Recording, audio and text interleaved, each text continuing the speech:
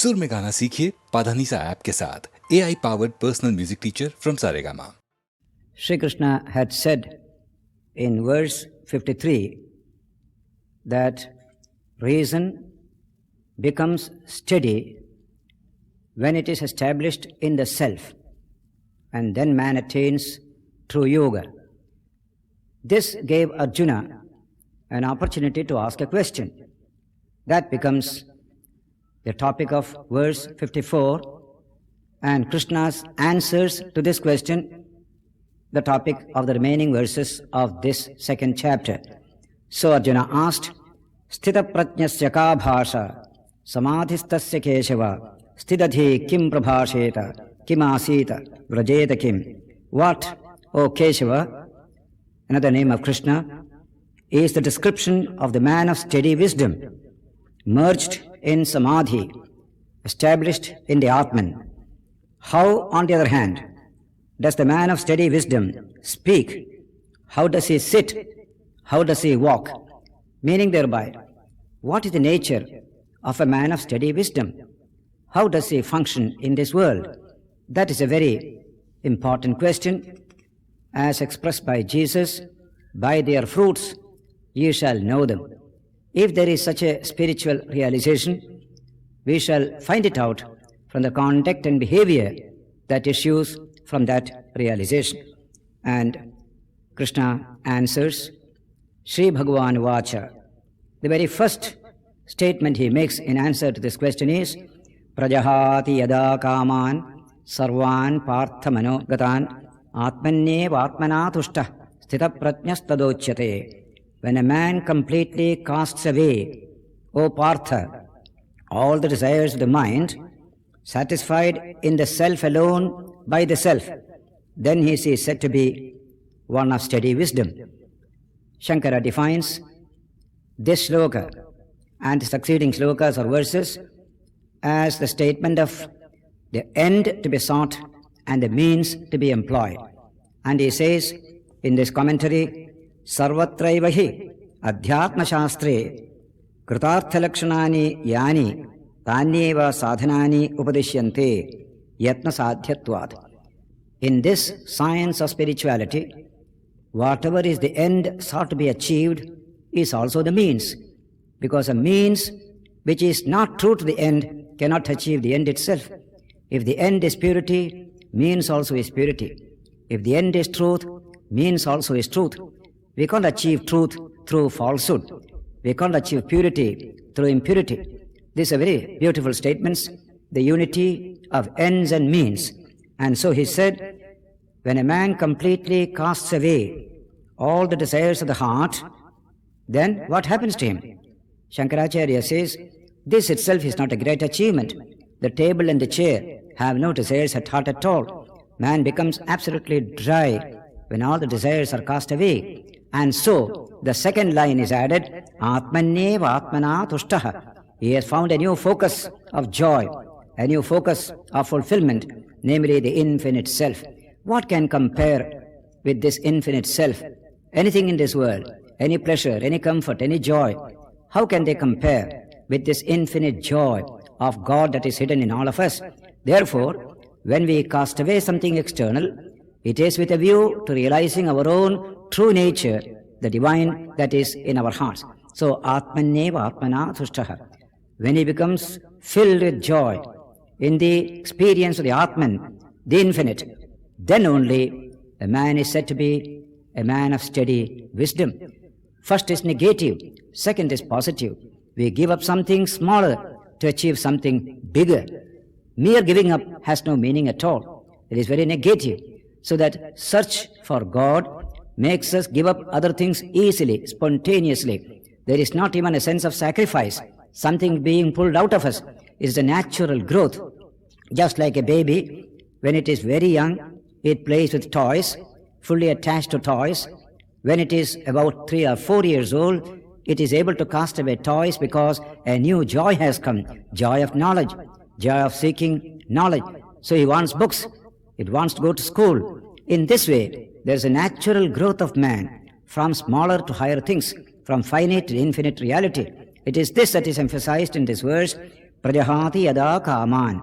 All the cravings and desires of the heart for organic pleasure, these things we are able to forsake when we know that beyond it is something higher, something more natural to us, our own infinite nature.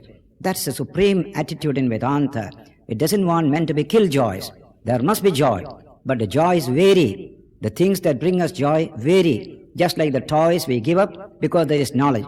Even this secular knowledge we give up when there is knowledge of God, knowledge of something still higher. In this way, there is a growth of man from finitude to infinitude, from creatureliness to something like blessedness.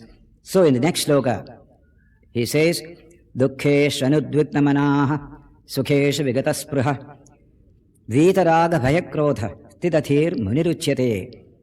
He whose mind is not shaken by adversity, by failure, who does not hanker after pleasures, who has become free from all attachment, fear and anger, is indeed the Muni or the sage of steady wisdom.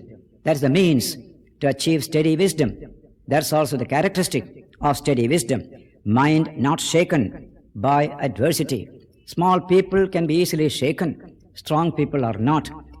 An ordinary tree without much rooting in the earth, a slight wind makes it fall down. If it is properly rooted, even a strong wind only strengthens that tree. There is such a thing as a rooting of man in his own infinite nature. There alone you get real character, so that he becomes free from attachment, fear and anger. These are the three emotions that disturb the human mind, takes it away from truth. Even in scientific research, the mind must be free from attachments, fear and anger. Then only the mind is free to pursue truth for its own sake. And in spiritual life, it is supreme. In many places in the Gita, these three are always taken together. Raga, Bhaya, Krodha. Freedom from attachment, anger, fear. Three disturbing emotions in the human mind, taking us away from the path of righteousness, from the path of duty, from the path of truth. This must be overcome. Then the mind becomes steady, says Krishna. Yas sarvatra nabhisneha tattat prapya shubhashubham nabhinandati nadveshti tasya pratnya pratisthita. He who is everywhere unattached. Love and attachment are two different things. Love is there, attachment is not there. Attachment is a sensory experience, whereas love is a spiritual experience. And he is not pleased at receiving what is advantageous or pleasant, nor vexed at receiving what is evil or what is disadvantageous. His wisdom is steady. His pratnya is steady. Yada samharate chayam kormonganeva sarvashah indriyani indriyarthebhya tasya pratnya pratisthita. The Gita gives us a fine example of this type of withdrawal from external attachments. Like a tortoise, when it draws its limbs, when does it draw? When there is danger around it, it just draws its limbs. Similarly, man completely withdraws the senses from their objects.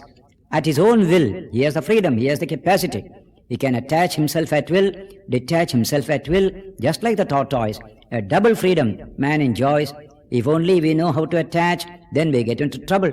If we know how to attach and to detach at will, then we are free. Then only his wisdom is steady. Now comes a profound statement, a deep psychological insight. That verse is verse 59, which is Vishaya vinivartante niraharasya dehinah rasavarjam rasopyasya param drushtva nivartate. Sense objects fall away from one who is practicing abstinence. I don't want to enjoy food today. Of course, the food goes away from my mind, but the desire remains. Attachment for food remains in the mind. So he said, leaving the longing behind. Rasa is the longing. I have a longing for food. By sheer will, I kept food away. But even the longing will go only when the Atman is realized, when the truth is realized. But his longing also ceases. Who sees the Supreme? Param drushtva nivartate. That is why a mere ascetic may practice asceticism. He has to be constantly on guard because his longing is there. Desire for objects is there. But when truth is realized, the Atman is realized, even the longing goes away. Then he can be free with the objects in the world without getting caught in their attachments. This is a profound psychological truth about man. Yatato hyavi kaunteya purushasya vipaschitaha indriyani pramathini haranti prasavam manaha. The sense organs are very powerful. The shloka says, these turbulent sense organs, O son of Kunti, do violently snatch away the mind of even a wise man striving after perfection. They are intensely powerful. Even the wise are attracted by the sense organs. Therefore, we must be alert, says all our literature in India. Balavan Indriyagramo Vidvamsmapi Karshati, says Manu in his Manusmriti. Sense organs are very powerful. Even a wise man is very much defeated at that level. That means be alert. Don't feel that you have become so strong. Any moment it may snatch away, the sense organs may snatch away your wisdom. That if you realize the Atman, then there is no fear at all. You become natural, spontaneous, like a child, without any attachments. Then, therefore, Krishna says, Tani sarvani samyamya yukta asita matparaha vashehiyas yendriyani tasya pratnya pratisthita. That steadfast, having controlled all the sense organs, be steadfast, he says, having controlled all the sense organs, disciplined all the sense organs. This cerebral system is to be utilized to discipline the entire energies of the sensory system. Then only wisdom comes to man. Therefore, the steadfast man, having controlled all the sense organs, he sits focused on me, the infinite self in all. Krishna identifies himself as the divine incarnation, as the infinite self of all. Having steadfastly controlled all these sense organs, focus your attention on me, your own infinite self. His wisdom is steady, whose senses are under control, says the verse. Without disciplining the senses, knowledge can never rise to wisdom. Everything else is knowledge at that level, and knowledge can give you joy or sorrow. As the late Bertrand Russell said, today human condition is, he has plenty of knowledge, but plenty of unfulfillment also. So he said, unless men increase in wisdom as much as in knowledge, increase of knowledge shall be increase of sorrow. He says this in his book, in his post-war speeches, The Impact of Science on Society. So here you have the statement of Krishna in the Gita, that those whose senses have been perfectly disciplined by their higher brain, they alone can be truly free. Yes, wisdom will be steady. Now comes a statement about when does man fall down? When does his wisdom get destroyed? When he is attached to the sense organs and to the sense objects. This is a very remarkable statement in 2-3 verses at this point of the Gita. Dhyayato vishayan pumsaha sangasteshu upajayate sangat sanjayate kamaha kamat krodho vichayate. Thinking of sense objects, attachment to them is formed in a man. Go on contemplating, revolving in the mind. That is nice, that is nice. Slowly, attachment is created in the human mind. And from attachment, longing to possess the object comes. And from longing, anger grows when there is obstruction to achieve that longing. This is how the psychological stages by which first look at a thing, very pleasant, then constant looking at it creates attachment to it, then a desire to possess, then obstructions are there. Your anger is roused to destroy those obstructions. In this way, the statement proceeds and then says, Krodhat bhavati sammoha, sammoha smriti vibhramaha, smriti bhramshat buddhinasho, buddhinashat pranashyati. From anger comes delusion. When the mind is angry, all wisdom goes away. Mind becomes deluded. It cannot see things in their proper way. Just like during a storm, you can't see the trees, you can't see anything. Everything's covered with dust. That kind of a dust storm rises in the human mind when there is strong anger. And from delusion, loss of memory. Our identity we lose at that time. We can do any wicked deed at that time. Once that delusion comes and possesses the human mind, and from loss of memory comes the ruin of discrimination, viveka, the profound value which separates man from all animals, this capacity for discrimination, viveka. And from the ruin of discrimination, the man perishes, he falls down. This is the stage by which we slide down and completely gets lost in this world. We see it in the modern age, so many examples in the newspapers of stealing from super bazaars. Even well-dressed, what you call endowed people with plenty of money, even they fall a prey to this kind of temptation, looking through the glass, find something very attractive, constantly looking at it, desire to possess it comes, then he somehow steals it, sometimes he is caught, then brought before the magistrate, and all this kind of punishment comes in the end. We can see how the mind deludes us when it becomes subject to the pressure of the senses, and the senses become subject to the pressure of the sense objects. You can see a chain reaction coming in that form. And then, if you have really a disciplined sense organs or the mind, none of these difficulties come. So in verse 64, you have this statement, Ragadvesha viyuktaistu vishayan indriyaisharan atmavasher vidheyatma prasadam adhigacchati. But the self-controlled man, moving among objects with sense organs strictly under control and free from attraction and aversion, attains to tranquility. It is not the sense organs that are troubling us. It is not the sense objects troubling us, but the mind is not disciplined to attach to or detach from the senses or the sense objects. So in this shloka it is said, free from attachment and aversion, you can freely move with your senses among the sense objects. Nothing will happen to you because you are a free man. Nothing can control you and bring you under its thraldom. Then, when the mind becomes calm and steady, as a result of this perfect inner discipline, real peace comes to the human mind. So the next shloka says, Prasade sarvadukkhanam hanirasyopajayate prasannachetaso hyashu buddhi parivatishtate. When the mind is completely tranquil, all sorrow is destroyed. Without a tranquil mind, no sorrow can go. Sorrow is the product of an agitated mind. For the intellect of him who is tranquil-minded is soon established in firmness, in steadiness. Here is a profound change coming within the human system. It is a free mind that you find developed here. Man is free. Really speaking, he is free when the mind is able to detach itself from objects and attach itself with objects in a free way. Nasti buddhirayuktasya nachayuktasya bhavana nachabhavayatas shantihi ashantyasya kutas sukham. No spiritual knowledge of the self is possible for the unsteady mind, nor has he meditation. To the unmeditative, there is no peace. And how can one without peace have happiness? Ashantasya kutas sukham. Without tranquility of mind, where is happiness? Indriyanam hicharatam yanmano anuvidhiyate tadasya harati prajnam vayur navamivambhasi. Now comes a beautiful example.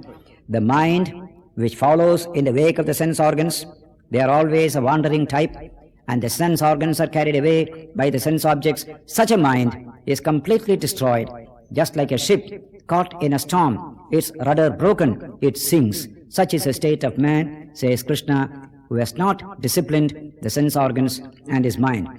But tasmadyasya mahabaho nigrihitani sarvashah indriyani indriyarthebhya tasya prajna pratisthita. O mighty armed Arjuna, he whose knowledge is steady, whose senses are completely restrained from their objects, he is really steady. What a beautiful description of the steady mind. He has a mastery of the whole energy within the system. He is not like a tail wagging the head, but the head that controls the body and the tail. Very many people are of that nature. Sense organs move their intellect. Instead of the intellect guiding the sense organs, intellect becomes simply like a tail of the entire emotional and sensory system. That is a very poor state of existence, where the intellect has become truly free. It guides the senses. That man can be considered to be truly sthita prajna. Now comes a great utterance. Ya nisha sarvabhutanam tasyam jagrati samyami yasyam jagrati bhutani sa nisha pashyato munehe. That which is night or darkness to all beings, in that the self-controlled man is awake. He finds light there. That in which all beings are awake, it is night to the self-seeing Muni. Worldly things, sensory experiences are everything to us. But the sage, he sees nothing there. He sees everything in the Atman. But the Atman which is so real to him is absolutely unreal to ordinary people. So that what is day to ordinary beings is night to a man of self-realization. What is night to ordinary beings is day to the man of self-realization. This kind of a description is often found in Vedantic literature. Ya nisha sarvabhutanam tasyam jagrati samyami yasyam jagrati bhutani sa nisha pashyato munehe. जातस्तहि ध्रुवो मृत्युर्ध्रुवं जन्म मृतस्य च तस्मादपरिहार्येऽर्थे न त्वं शोचितुमर्हसि। कृष्ण कहते हैं कि हे अर्जुन, अगर तुम ये मानते हो कि जन्मे हुए की मृत्यु निश्चित है और मरे हुए का जन्म निश्चित है, तो इससे भी इस बिना उपाय वाले विषय में तुम्हें शोक करने का कोई हक नहीं है। जन्म और मृत्यु तो जुड़े हैं एक के बाद दूसरे का होना, तो फिर शोक क्यों करना? जिसका जन्म हुआ उसका अंत तो निश्चित है, और अगर आत्मा ने जन्म लिया है तो उसका मरना भी निश्चित है। कृष्ण यहां यह कह रहे हैं कि न जाने कितनी ही बार हम उन बातों के लिए शोक करते हैं जिसका होना तय है। यह समझदारी नहीं है। जो तय है वो होगा ही, और जो होगा ही तो उसके लिए शोक करके अपने आप को कमजोर या दुर्बल बनाने की क्या आवश्यकता है? अपर्याप्तं तदस्माकं बलं भीष्माभिरक्षितं पर्याप्तं त्विदमेतेषां बलं भीमाभिरक्षितं। दुर्योधन आगे कहता है कि भीष्म पितामह द्वारा रक्षित उनकी सेना सब प्रकार से अजेय है, और वहीं शत्रु की सेना भीम द्वारा रक्षित है। दुर्योधन कहना चाहते हैं कि भीम की सेना को वो आसानी से जीत सकते हैं। दुर्योधन यहां घमंड दिखा रहा है, जो आपको बिल्कुल भी नहीं करना है दोस्तों, कभी नहीं। क्योंकि अगर दुर्योधन जानता कि वो दूसरी सेना को हरा देगा तो फिर युद्ध ही क्यों करता? युद्ध को जीतने के लिए दूसरे को हराना पड़ता है।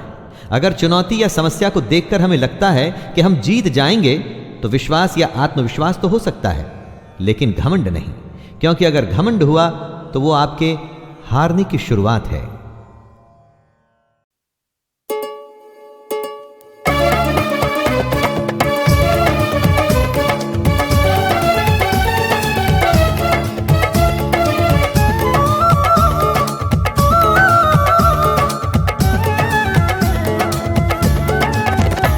तुम रूठे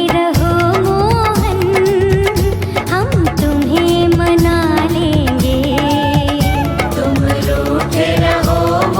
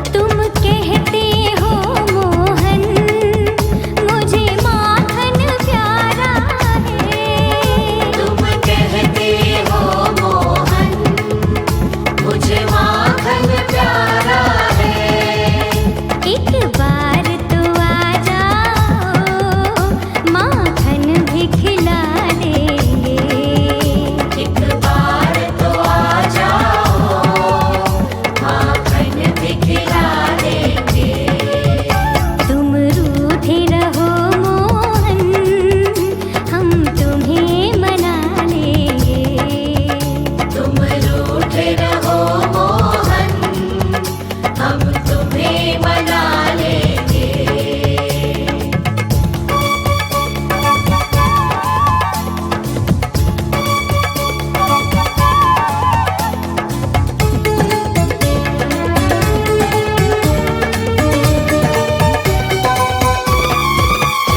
तुम कहते हो मोहन मुझे कहाँ बिठाओगे। तुम कहते हो मोहन मुझे कहाँ बिठाओगे। मेरे मन में बस जाओ पलकों पे बिठा लेंगे। मेरे मन में बस जाओ पलकों पे बिठा लेंगे। वो तुम रूठे रहो मोहन हम तुम्हें मना लेंगे। तुम रूठे रहो मोहन हम तुम्हें मना लेंगे।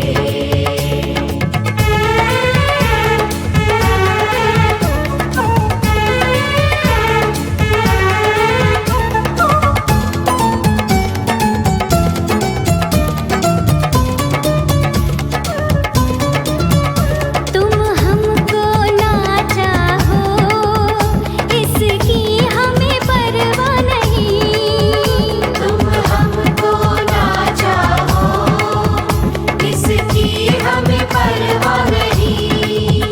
हम वचन के पक्के हैं तुम्हें अपना बना लेंगे। हम वचन के पक्के हैं तुम्हें अपना बना लेंगे।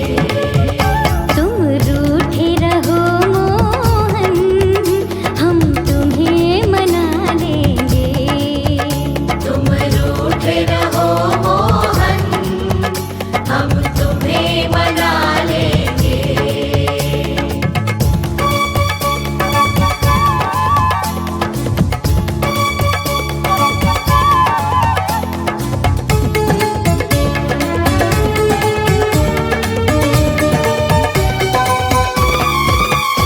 लगी आग जो सीने में तेरी प्रेम जुदाई की। लगी आग जो सीने में तेरी प्रेम जुदाई की। हम प्रेम की धारा से लगी दिल की बुझा लेंगे। हम प्रेम की धारा से लगी दिल की बुझा लेंगे। तुम रूठे रहो मोहन हम तुम्हें मना लेंगे। तुम रूठे रहो मोहन हम तुम्हें मना लेंगे। तुम रूठे रहो मोहन हम तुम्हें मना लेंगे। तुम रूठे रहो मोहन हम तुम्हें मना लेंगे।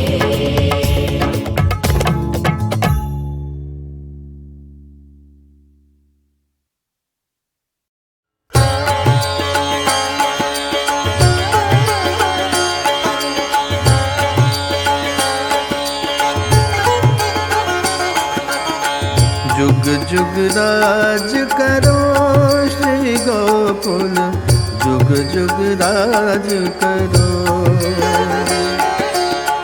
जुग जुग राज करो श्री गोकुल, जुग जुग राज करो। यह सुख भजन प्रताप तेज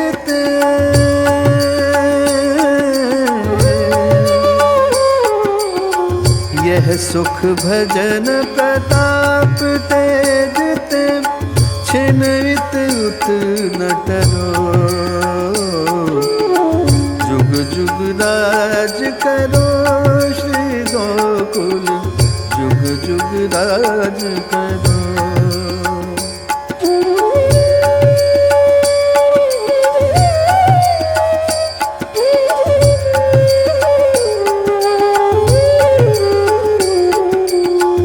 पावन रूप दिखाए महाप्रभु, दिखाए महाप्रभु,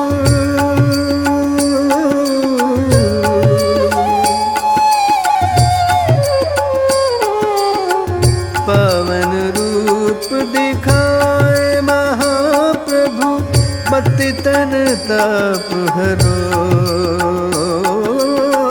पतितन ताप हरो। जुग जुग राज करो श्री गोकुल, जुग जुग राज करो।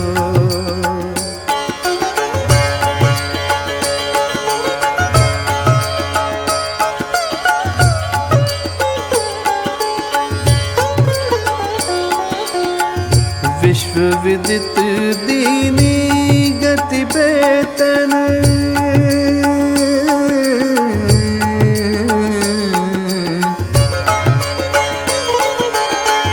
विश्व विदित दीनी गति बेतन, क्यों न जगत उधरो। जुग जुग राज करो श्री गोकुल, जुग जुग राज करो।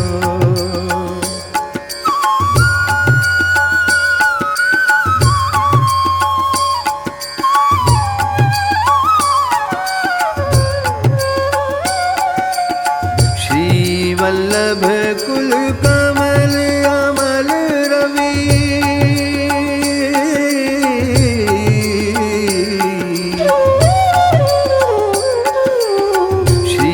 वल्लभ कुल कमल अमल रवि, यश मकरंद भरो, यश मकरंद भरो।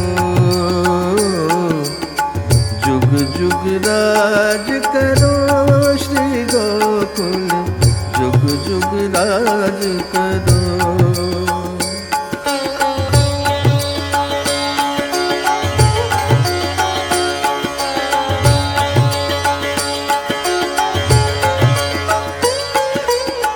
नंददास प्रभु षट गुण संपन्न,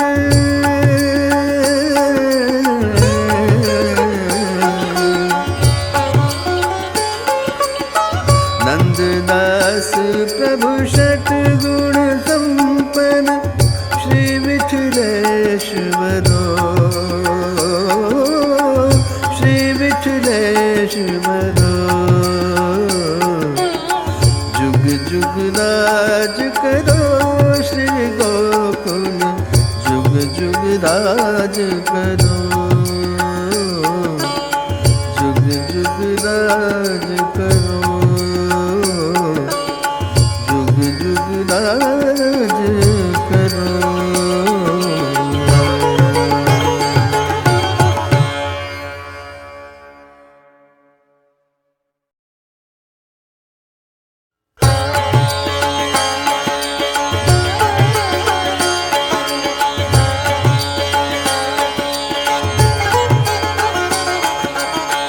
जुग जुग राज करो श्री गोकुल, जुग जुग राज करो, जुग जुग राज करो श्री गोकुल, जुग जुग राज करो। यह सुख भजन प्रताप तेज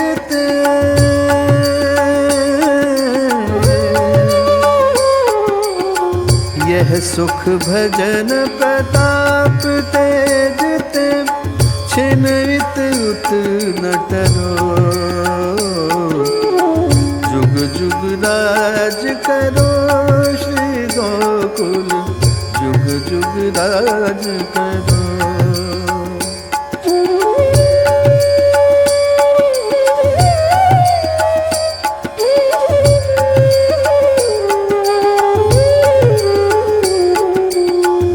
पावन रूप दिखाए महाप्रभु, पावन रूप दिखाए महाप्रभु।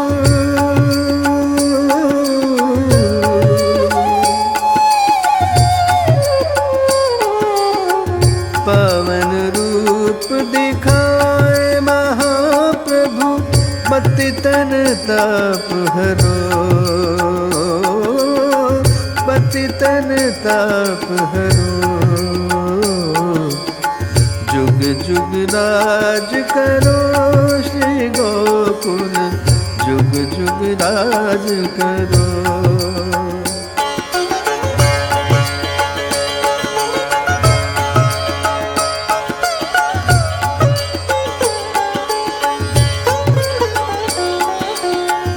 विश्व विदित दीनी गति बेतन,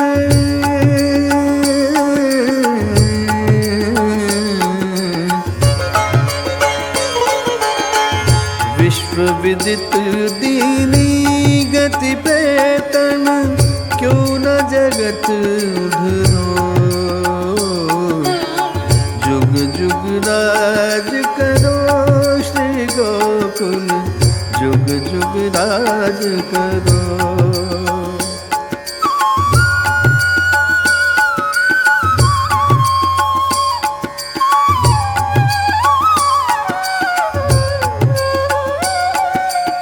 श्री वल्लभ कुल कमल अमल रवि,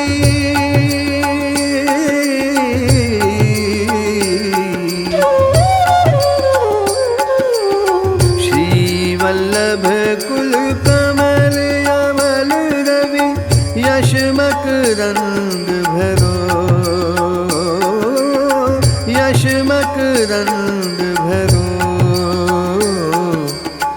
जुग जुग राज करो श्री गोकुल, जुग जुग राज करो।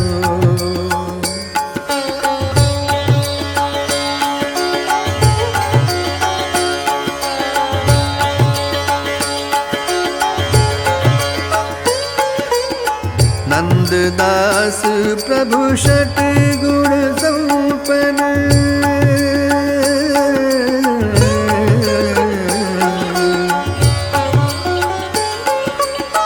नंददास प्रभु षट गुण संपन्न, श्री विठलेश्वरो, श्री विठलेश्वरो। जुग जुग राज करो श्री गोकुल, जुग जुग राज करो, जुग जुग राज